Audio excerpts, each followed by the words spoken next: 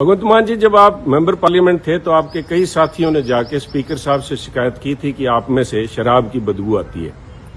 परंतु आज जिस तरह से आपने माननीय प्रधानमंत्री साहब और जिस तरह से माननीय गृह मंत्री अमित शाह जी के लिए जो शब्दावली, जिस किस्म का लहजा और आपने शब्द इस्तेमाल किए हैं, मुझे आपकी जबान में से आज अहंकार की बदबू आ रही है। आप कैसे भूल गए भगवंत मान जी कि जब किसी व्यक्ति का साया, उसकी परछाई उसके कद से लंबी होने लगे तो इसका मतलब है कि दिन ढलने वाला है। और जब उस व्यक्ति की जुबान उसकी हैसियत से, उसकी औकात से लंबी होने लगे तो इसका मतलब है कि उसका अंत आ गया, उसका पतन नजदीक है।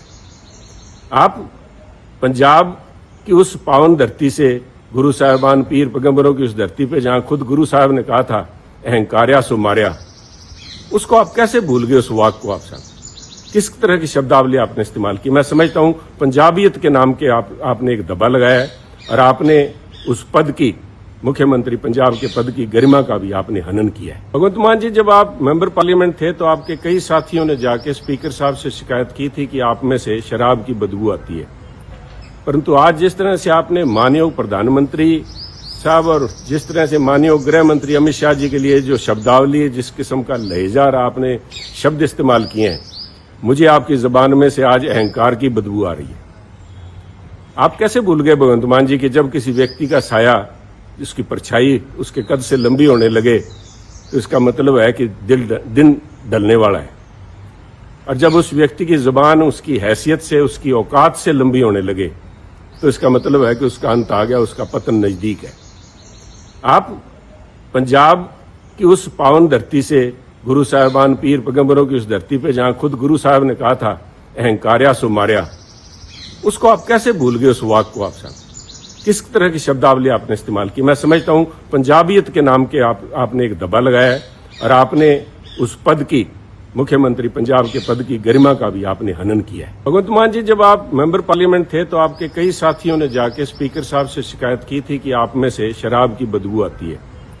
परंतु आज जिस तरह से आपने माननीय प्रधानमंत्री साहब और जिस तरह से माननीय गृह मंत्री अमित शाह जी के लिए जो शब्दावली, जिस किस्म का लहजा और आपने शब्द इस्तेमाल किए हैं, मुझे आपकी जबान में से आज अहंकार की बदबू आ रही है। आप कैसे भूल गए भगवंत मान जी कि जब किसी व्यक्ति का साया, उसकी परछाई उसके कद से लंबी होने लगे तो इसका मतलब है कि दिन ढलने वाला है। और जब उस व्यक्ति की जुबान उसकी हैसियत से, उसकी औकात से लंबी होने लगे तो इसका मतलब है कि उसका अंत आ गया, उसका पतन नजदीक है। आप पंजाब की उस पावन धरती से, गुरु साहिबान पीर पैगंबरों की उस धरती पे जहां खुद गुरु साहब ने कहा था अहंकार्या सो मार्या, उसको आप कैसे भूल गए? उस वाक को आप साहब किस तरह की शब्दावली आपने इस्तेमाल की? मैं समझता हूं पंजाबियत के नाम के आपने एक दबा लगाया है और आपने उस पद की, मुख्यमंत्री पंजाब के पद की गरिमा का भी आपने हनन किया है। भगवंत मान जी, जब आप मेंबर पार्लियामेंट थे तो आपके कई साथियों ने जाके स्पीकर साहब से शिकायत की थी कि आप में से शराब की बदबू आती है।